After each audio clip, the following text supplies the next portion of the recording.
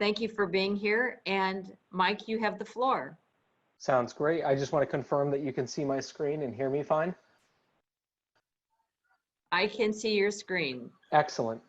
So we are going to get started here on an update on COVID-19 and how it's impacting manufacturing in Iowa. My name is Mike O'Donnell. I'm the director of the Manufacturing Extension Partnership Program at CIRAS at Iowa State University. Today, we are going to first give you a brief introduction to CIRAS, talk a little bit about what we do, give you an update on COVID-19 impacts in Iowa so far, a brief update on how manufacturers across the state of Iowa can help respond to this crisis. And then we're going to talk about different ways manufacturers across the state can react to and recover from COVID-19. As we've mentioned, and I put in the chat box, I will be watching the chat window throughout this presentation. And so please feel free to chat in any questions you have, and I will stop and ask them on those slides to the extent that we can. So for those of you who are not familiar with CIRAS, CIRAS is the Center for Industrial Research and Service. We are a unit of Iowa State University, and our job is to enhance the performance of industry through applied research, education, and technical assistance. We provide assistance primarily to mid-sized businesses throughout the state in growing their business, improving the way they run their business, improving productivity, technology, and workforce. And we don't do it alone, and we've really focused on getting client results. So our clients have reported $2.5 billion in client results over the past 5 years. We have a great network of federal and national partners, technical expertise within the university, and a great network of external partners throughout the state that we work with to help be as effective as we can. So I'm going to start this off with kind of a zoomed out view of the timeline of COVID-19 globally and talk a little bit kind of how we've seen the impact start to hit Iowa.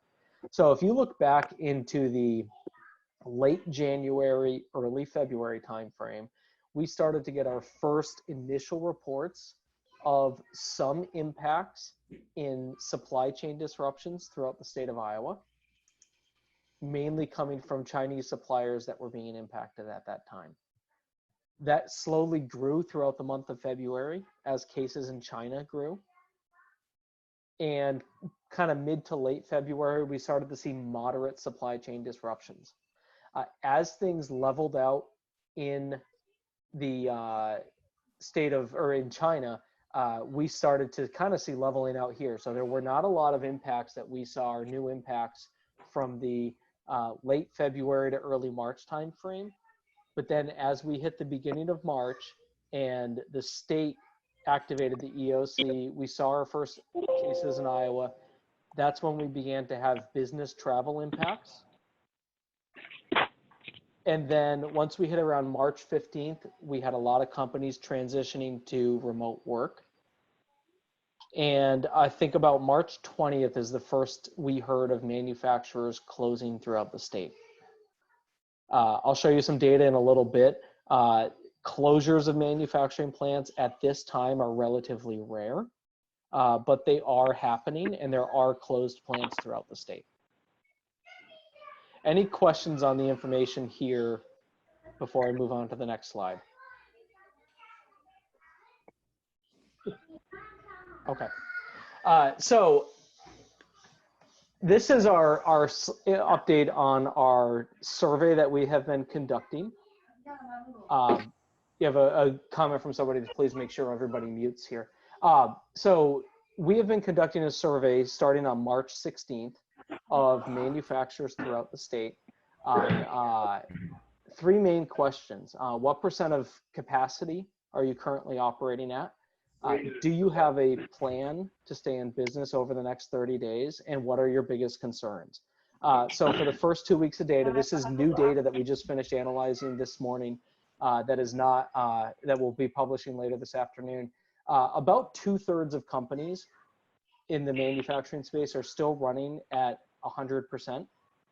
We are seeing a lot of companies, about a quarter of companies just about, that are running below 100%. That category says 50 to 99%, but More often than not, these are companies who are in the 85 to 90%, rather than closer to that 50.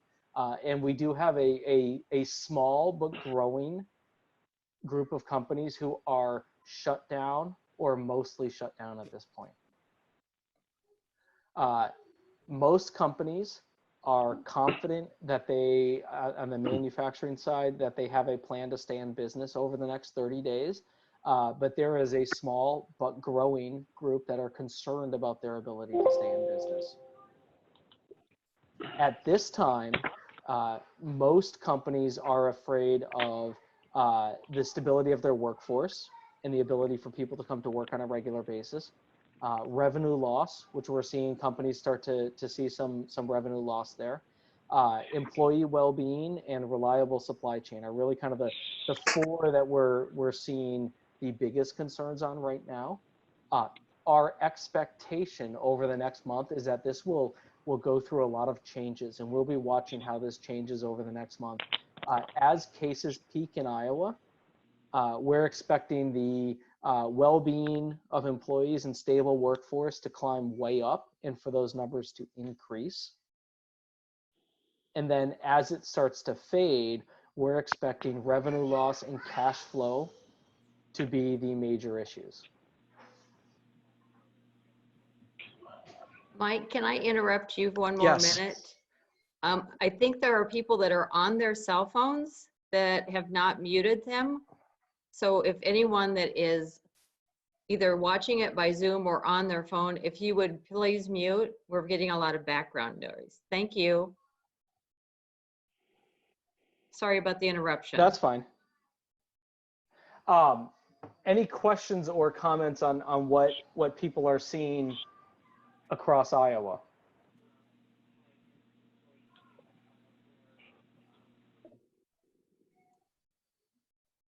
Okay.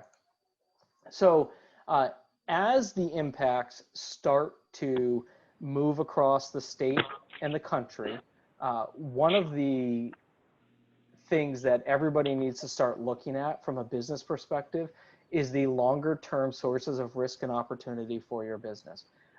So first off, you're being bombarded every day with daily emergencies that are going to come out of this. As you're making your decisions on these daily emergencies, make sure you're keeping an eye on the long-term implications of those daily emergencies. So I want to talk really quickly about sources of risk in your business and then also sources of opportunity. So sources of risk, what we're seeing right now is not necessarily just what I would call one tier up or down in your supply chain. So it's not just your suppliers that you need to be concerned about, or just your retailers or direct customers or B2B customers that you have that you need to be concerned about. It's further into their networks. And I'll give a very specific example of something that we are seeing happening and impacting things very, very quickly in Iowa right now. Just about 3 days ago, we got our first questions about carbon dioxide availability for the food industry. So one of the things we've learned in very short order is that about 25% of the nation's food grade carbon dioxide, which is used in a large amount of meat processing, 25% of that across the country is made here in Iowa. And the vast majority of that comes off from ethanol and other biochemical factories. It's a byproduct that they capture and sell. As the COVID response is dropping demand, and we've got some geopolitical issues going on with fuel prices, and ethanol plants are shutting down or pausing their operations, that is creating shortages in carbon dioxide, which is impacting food manufacturers' ability to produce. We are hearing prices as high as 6 times normal that food manufacturers are paying for carbon dioxide. Those are some of the sources of risks that as a business you need to start thinking about. Not only are your suppliers well, but are the sources of raw materials that they have access to well too.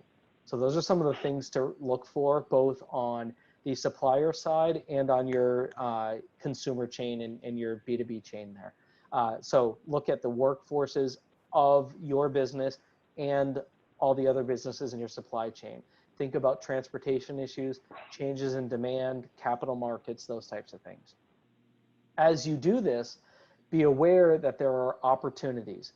One of the things that we are expecting as we come out of this is a larger focus nationally on defense electronics and medical supplies being reshored to the United States, even if there is a cost implication of doing so. I believe you will see activities coming in that world over the next 6 to 9 months once we kind of get our feet back under us. So as a business, if you are in an adjacent supply chain to the healthcare industry, or you make products that could go into there, that is a large opportunity looking towards the future, right? Other business closures, demand changes, capital markets implications. There are a lot of things that are going to create opportunities as you look 6, 9, 12 months down the road. So there are major sources of risks and opportunities. So as you are experiencing disruptions, think about where you're going to go with those. I'm going to pause for any questions.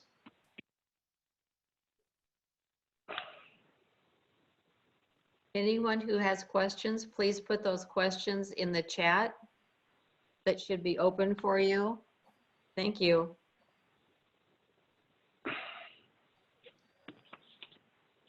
So now I'm going to move on to how can you help? One of the things that is of a significant need here in Iowa is PPE for healthcare providers and others in the emergency response industry. The specific needs that we are going after right now is estimates from the State Homeland Security and Emergency Management Department. And you guys have seen, probably seen a lot of this on the news and that type of stuff. Face shields, cotton masks, and patient gowns are the most significant sources of need in Iowa. We found out Friday morning of the volumes of these needs, and turned out to our network of manufacturers. Many of you who are on this call probably saw an email from us go out on Friday looking for sources of this. As of Wednesday afternoon, we were able to provide state and healthcare officials throughout the state with a short list of vetted sources of face shields, cotton masks, and patient of Iowa manufacturers who have switched over their production to be able to provide these products. If you have the capability to provide these products, please feel free to reach out to me. We do have a list. We expect that there will be more needs coming up also. Secondary to that, we're also hearing shortages of some of the input materials for this. So if you have access to any sort of clear plastic in the 7 to 10 thousandths thickness range, there are needs for that. And we can hook you up with some of the people producing these products. There are potential shortages in cotton fabric that's tightly woven, and then also twill or poplin. A lot of this is simply because these are products that we don't use a lot of in Iowa right now, and we just don't have a lot of big supply chains that are pulling it in. People are working on it. We're getting good progress. We are meeting needs right now, but there are some risks that we'll run out of some of these locally. Beyond these top 3, we're expecting others to start popping up. We're hearing some indications that impervious gowns for healthcare workers may become an issue. That is something that we are watching and not actively searching right now. But if you do have access to materials that could be FDA regulated impervious materials, we would like to know that. So it's a very fluid situation. It is changing by the hour in terms of what is available and what is not. But if you have something, please reach out to me and we'll get you in touch with our team in terms of how we can help and if you might be a good source. Okay, so now let's get into the meat of things. As a manufacturing business, how are you going to react to, respond, and recover from this disaster? So these are the 4 categories we have up on our website. And I'll reference it a few times, but feel free to go there anytime. It is CIRAS, CIRAS.iastate.edu is our CIRAS webpage. And right on the main banner, you will see a COVID-19 banner and just click on that and you will get into all of our resources here. We have been collecting best practices from regulatory agencies, from manufacturers across the state and through our national network to help you filter the noise and make decisions as quickly as possible. So I'm going to go through each one of these in terms of different ways to find help. So in terms of protecting your business, one of the things we've done is we've released 5 different one-page guides that help you start to break down these issues and implement real change to minimize your risks and maximize your chance for success coming out of this. I'm going to give you kind of one takeaway from each one of these that's the most important thing to think about as you pull these together. Again, if you go to the website, and I will give you more contact information at the end, please feel free to download these materials. And if you have any questions at all, please ask us questions. Number one, protecting your business from COVID-19. There are lots of pieces of advice we can have and specific things you can do. But the thing that we are going to repeat over and over and over, critical thinking is the most important thing. This is something as leaders that you're probably already very good at, but the most important thing is reminding your teams that they need to continue to consider critical thinking throughout this. There is a vacuum of information and a significant amount of uncertainty going on. And when that happens, rumors happen very quick. And people can get pulled off onto activities that will never happen. The more you can help people stop, think about what's going on, check their sources, get factual information, the better off you're going to be as your business. There are lots of things that you should be immediately addressing. If you can minimize the things that you should not be addressing, then you should do so. So critical thinking is something we're going to continue to do our best to help get the facts out there and help companies stop and think about things. One of the questions we get a lot is, what is an essential business? The easy answer is it depends on a lot of factors. That is typically done at the state level, and the states tend to rely on what's called the CISA Critical Infrastructure List, which is published by the Department of Homeland Security. Every state is doing this differently. So I'll give you a couple state examples and then talk about where we think Iowa stands right now. So for example, the state of Connecticut has identified all manufacturers as essential business and all manufacturers are open. That is kind of the most open definition that we have heard. The state of Pennsylvania is much more strict. Their requirements are that if you are in one of the CISA critical infrastructure areas, you can stay open to the extent that you are providing products and services that fall into critical needs and in the critical infrastructure list. So that is a bit more structured, and they are requiring companies to prove in some cases that they do actually fall into that list, with penalties if they're operating when they're not. Our take so far on Iowa is that as of right now, right, all manufacturers remain open in terms of regulatory world. Nobody is being forced to close on the manufacturing side yet. I would expect the state to follow the CISA critical infrastructure list to a large extent. And I would expect the state to be pretty clear as to what those requirements are. And I would expect, if we do go into a shelter in place, that the essential business approach would be kind of right in between what you're seeing in Connecticut and Pennsylvania. A moderate approach that is going to give leeway to companies in terms of making responsible decisions on that. Given things that have happened so far, that's my expectation as to where this will go. I don't know if we will get shut down or not, if we will go into a shelter in place. But if we do, please make sure you're watching that list and watching what the state says.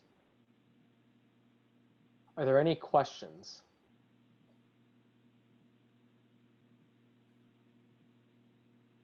Okay. responding to a COVID-19 exposure. So if somebody in your business or a visitor to your business or somebody in contact with somebody at your business has COVID-19 and you have an exposure at your company, there are lots of specific instructions we can give and we have in our checklist and that kind of stuff. But the number one important thing is that you contact the Iowa Department of Public Health and you follow their advice. They are the professionals, right? There are general guidelines out there. There are cleaning guidelines. There are timeframes that you should wait for things. There are all that kind of stuff. And all that's out there, and we have all that in our checklist.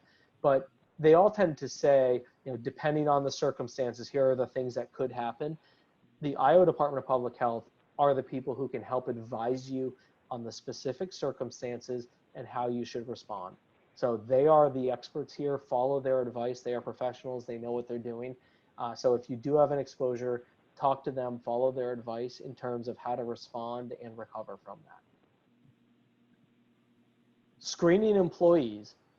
I'm getting a question from somebody here. I'm getting a request to send letters to suppliers outside the state of Iowa stating, are they critical to our business? Any thoughts on how to handle this? That is an excellent question. I would say at this point, as in the supply chain world, you should be reaching out to your suppliers outside of the state of Iowa or in the state of Iowa and getting a feel for how they are operating, if they have plans to continue, and what their availability is and how you will find out if they have issues. What I would include in that is not if they're critical to your business, but if they are considered within their state a critical business, because those are distinctions. And if they are considered a critical business, whether they will continue to produce parts for you as part of that. So there are a couple tiers of that, and it gets a little sensitive in that, so for example, if you get wood from Pennsylvania and wood from Connecticut right now, your Connecticut supplier is going to say, yes, I'm a critical business, and yes, I can continue to supply to you. Your Pennsylvania supplier could say, yes, I am a critical business, but you are not in one of the critical business lines, therefore, I can't supply to you. So I would make sure you are reaching out to your suppliers and asking those types of questions. Be aware that a lot of people are going to be reaching out to these suppliers too, so they're a little overwhelmed right now. Another question here. I don't know if this is relevant for this presentation, but I'm wondering how companies can ensure the health and safety of their employees when they are required to work closely to each other, not maintaining the 6-foot advised distance. A lot of refugees and immigrants work in manufacturing, and I have received a lot of concerns from those communities about having to work as normal without much prevention and precaution. Thank you.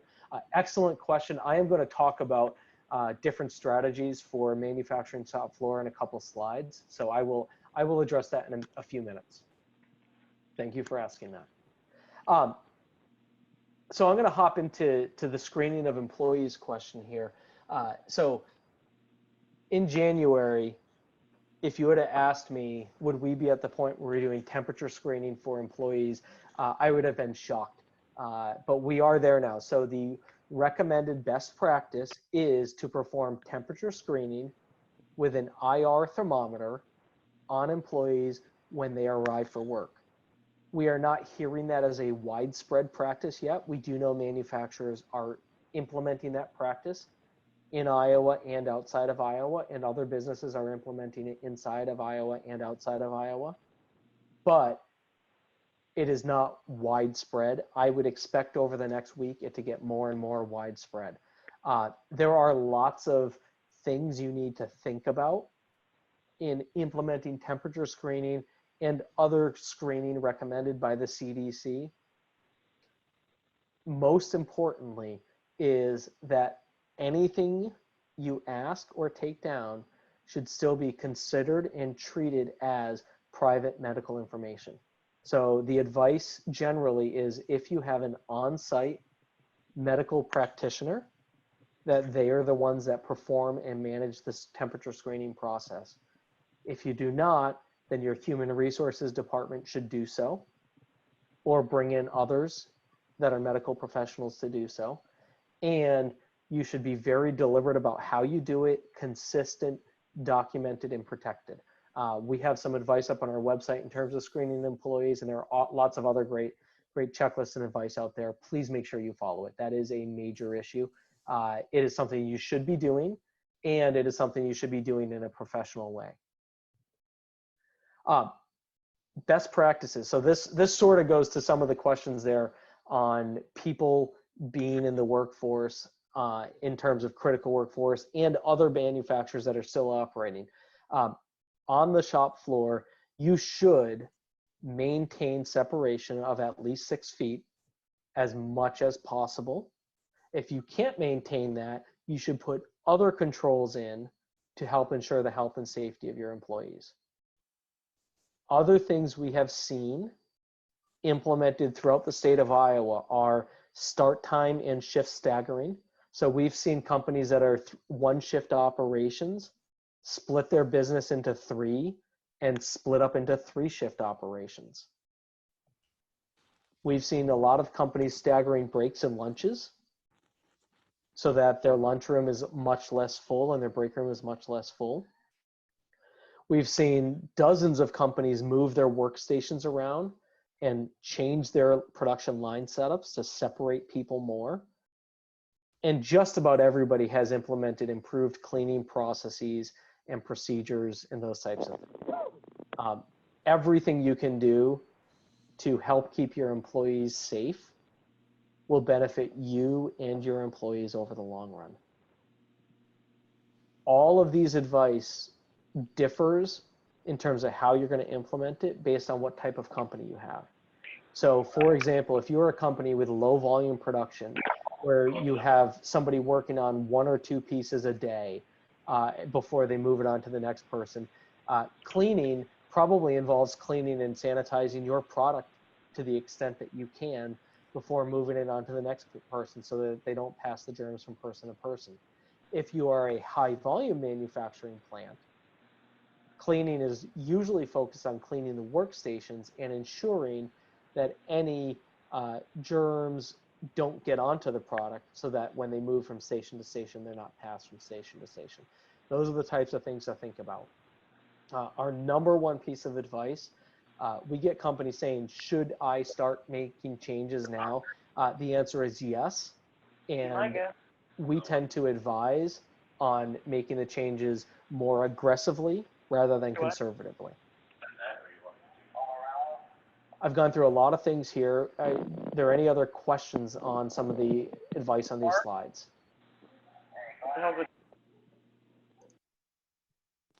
Mike, I appreciate how the presentation is going. I would again like to ask everyone that is participating to please mute your cell phones or mute Zoom. We are getting a lot of background noise. Thank you.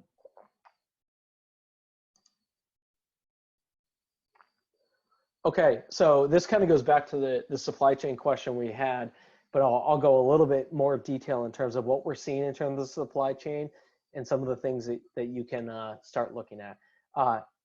Communicate nonstop. If you are in the supply chain world, you need to be communicating with your transportation networks. You need to be communicating with your suppliers. Remember that risk does not necessarily come from your top suppliers.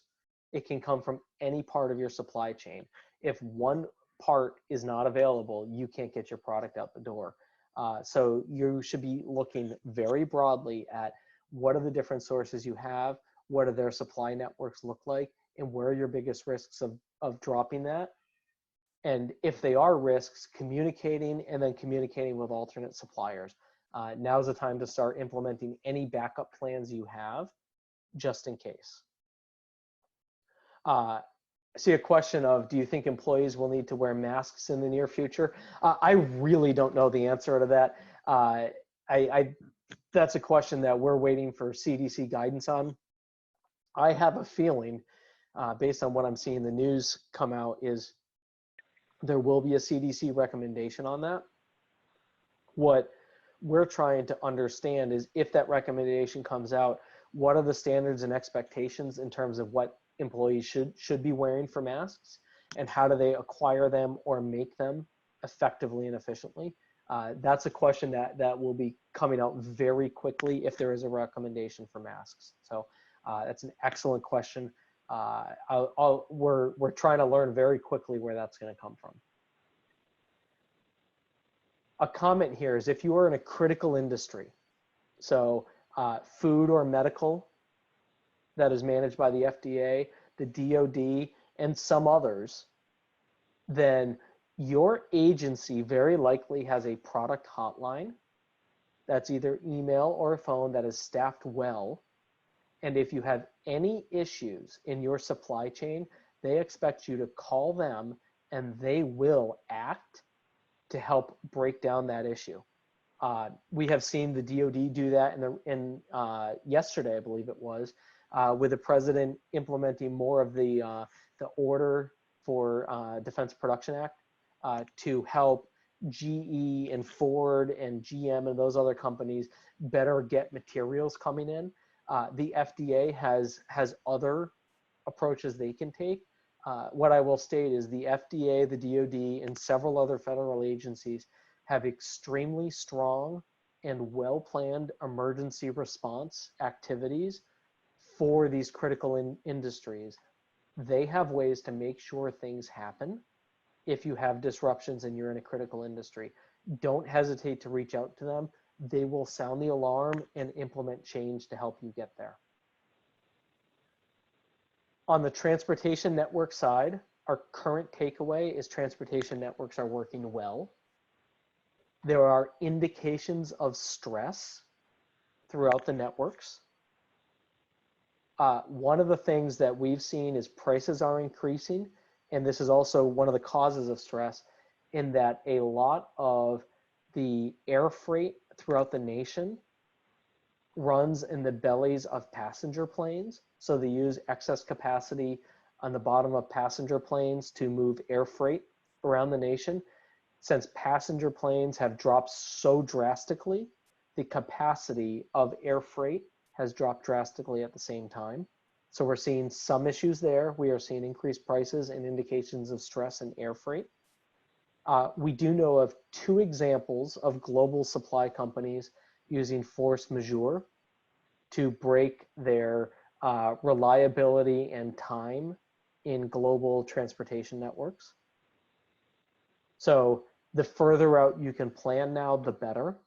Now is the time to start expecting increased lead times and starting your orders a little bit earlier, right? So if you have an MRP system, one of the things to think about is whether you should increase your lead times on products, especially critical things that you don't have a lot of supply on, and moving up those orders a little bit.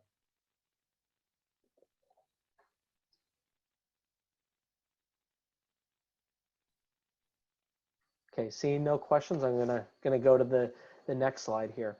Talk about workforce consideration. So we talked a little bit about on the factory floor, how do you separate people and that kind of stuff. Other best practices. So one, where most companies are now is if you are not critical to the shop floor getting their work done, you should be working virtually. And that's the standard that we're seeing across the state of Iowa. For your people that are working virtually, things to make sure you think about. First of all, the quality of their home workspace. Do they have a place where they can work comfortably and focus? And if not, how can you help them get there? Do they have the right equipment? Are you able to let them bring their equipment home, right? Do they have laptops, those types of things? Are they using company-owned products or are they using personal products? Those things are important to ensure that they're doing the right thing at the right time. And you might need to review your policies and understand the costs that your employees are bearing. One of the things we had to look at initially when we started to work virtually was employees who had data caps on their internet plans and what were the impacts of us moving to that. Luckily, most companies most internet companies have removed data caps right now. But those are some of the policies that you need to review as your people are working remotely. Don't forget about cybersecurity, right? You're hearing it around the news, right? So I think this is something everybody is starting to think about. but people are working remotely. People are using home supplies potentially. People are logging into networks and staying logged in. There are potential increased cybersecurity risks. And one of the things that we were advising is be very deliberate in terms of communication, and not just in terms of formal communication and communication back and forth on work tasks and work status, that kind of stuff, but also on informal communication, right? When you are all working in an office together and you stop and have conversations, you know, as you walk through the halls and that type of things, those have disappeared. As leaders, make sure you're taking time out of your day to pick up the phone and call people, or start a video call, or instant message people, or whatever tools you are using, and have some casual conversation too, deliberately, to help people understand that you're still there, that you care, and that they have places to go for help. The other thing we want to remind everybody on workforce considerations is that laws and policies are changing very quickly. U.S. Department of Labor and Iowa Workforce Development have done an outstanding job keeping up with these changes and posting information about them and posting guides in ways that I never thought they could get things this clear this quickly out. And they are getting them out very quickly and being pretty darn clear in very complex situations. One piece of advice that we've seen and gotten and are passing on is, when your business is typically almost entirely in person, you have a physical posting location for required postings from the feds in the state. Now that a large portion of your employees are working virtually, you should have a virtual posting location. So for all required postings that you have, OSHA, Department of Labor, Iowa Workforce Development, those types of things, you should have a virtual location on your internal website that you post those, and or send them out over email so people have easy access to those. The other thing we're seeing change and add a lot of complications on are the Families First Act, which includes 2 weeks of paid sick leave and up to 10 weeks of paid FMLA. And both of those have a lot of caveats and a lot of ifs and details behind them, with follow-up tax credits to employers at a one-to-one cost reimbursement. So companies under 500 employees providing 2 weeks of paid sick leave and then being able to get that paid back through tax credits. That is something to make sure you're aware of, that you're talking to your HR professional, that HR professionals are talking with HR legal professionals and SHRM and those types of organizations to make sure you're implementing it in accordance with the expectations of the Act and best practices. I'm going to pause for any questions before I move on.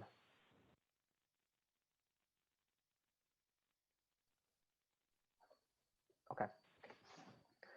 So, other questions, other resources, other things you need help with. CIRAS has set up a hotline. I'm going to stop and answer a question here that just came in. Is the sick leave you are referencing specific to COVID? So I am not an expert in this. It is related to COVID and other symptoms that are similar to COVID. So they do a good job. If you read some of the guidance out there, and I can follow up with anybody who needs information on this. It gives a lot of detail in terms of what that is. It is intended to reduce COVID transmission, but it gives a little bit more leeway beyond COVID to maximize the amount of people who are being conservative with staying out when they're sick.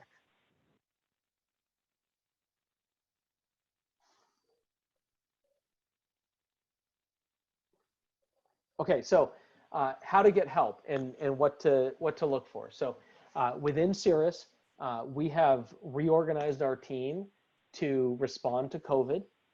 This is something that we've had a backup plan in place for about a decade now in terms of responding to emergencies. So this is one of our things that we do and we test on a regular basis. We have a hotline set up, cirrus.info iastate.edu. If you have any questions about anything, if you email that address, you will have a response within 24 hours. If that is not fast enough, go to our CIRAS website. It's cirrus.iastate.edu. And under contact us, you can, and I will send these slides out after. Each of these is linked to one of our team members. Email or call any of these team members at any time, and they will get back to you as soon as possible. Mark Schneider from our team is leading our response. Shankar Srinivasan from our team is managing our hotline team. Mark Reinig is our expert to help you understand and connect with the right resources on financial needs or making the decisions on if, when, and how to apply for various cash flow and capital access programs that are being set up right now. If you have lost revenue and you need to immediately find some quick sales, CJ Osborne is our growth expert who is reassigned to help people on this. If you have gaps in your supply chain, Adam Rosenberg from our team is ready to help. Chris Hill, who leads our technical team, and his team are ready to help you retool your factory to go after new markets or to support PPE needs. Mary from our team is ready to help provide some expert advice on HR support and connect you with other HR experts. And you will see us ramping up our online education opportunities rather significantly starting next week. Bottom line on this is if there are other things you need help with, we're here. One of the things that we have set up in our structure and in our planning is that in an emergency, any help that we give is at absolutely no cost to manufacturers throughout the state. So if you need help, please reach out to us. We will help you get your feet under you and help give you some advice and direction and do whatever we can to help you stay in business. And at that point, I'm going to pause and ask for questions. Mike, this is Kim Fankhauser. Yes. You've shared some great information, and I would like to thank you again for being here this morning. We'll keep the line open for a little longer, and if people would continue to, it looks like I don't see any other chats, but if there are any other questions, feel free to send those to Mike. Somebody asked, would it be okay to share the slide of the things we're looking for input on? Absolutely. Any of these slides are free to share. I will send this out to Kim and she can post it, and anything on here, please feel free to share. I'm not seeing any further questions, and I'm seeing people leave the room.